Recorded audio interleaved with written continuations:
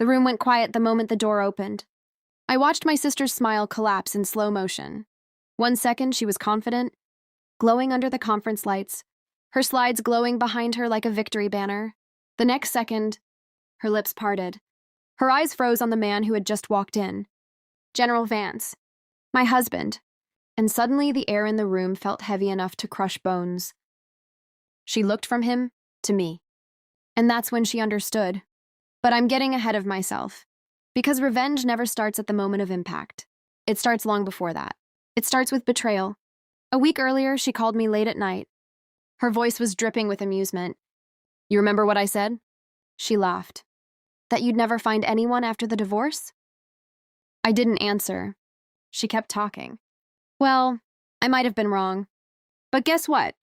Tomorrow I'm presenting my $50 million infrastructure project to General Vance himself. She sounded proud. Triumphant. Like she'd climbed the mountain and planted a flag. I smiled into the phone. Congratulations, I said calmly. She didn't notice the pause before I spoke. She never noticed the details. That was always her weakness. My sister, Caroline, had always been the golden one. Sharp suits. Sharper ambition. Investors loved her. Executives trusted her. She knew how to take credit for things she didn't build, including things that belonged to me.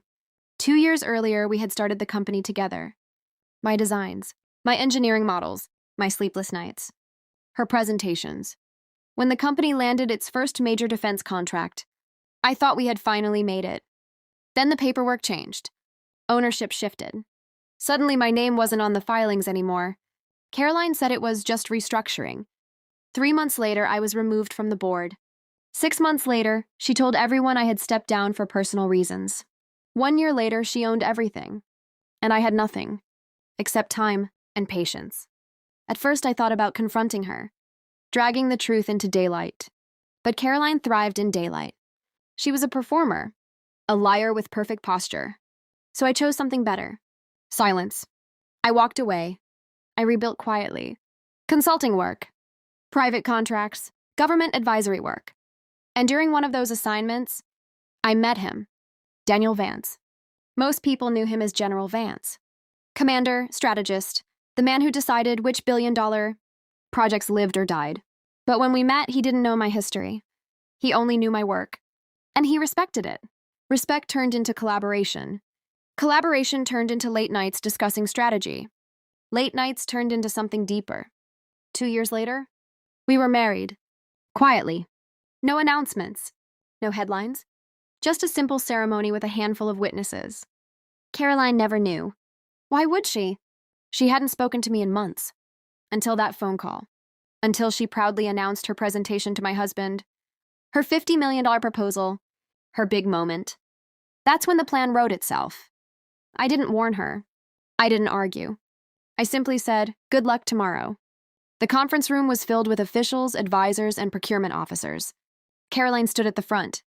Polished, confident, in control. Her presentation was impressive. Charts, timelines, cost projections.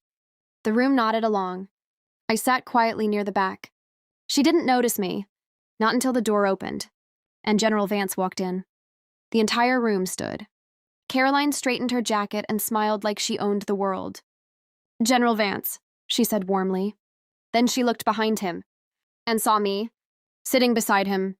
Her smile flickered, just slightly. Daniel took his seat. He glanced at me once.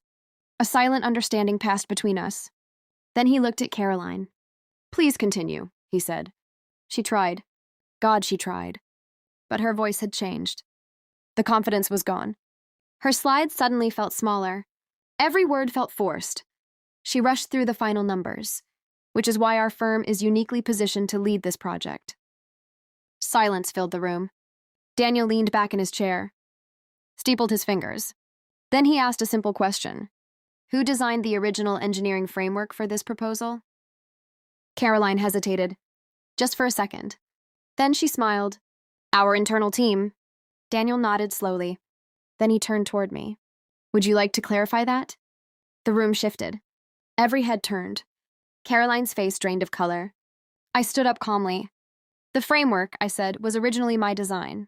A quiet ripple spread across the room. Caroline stared at me like she was watching a ghost.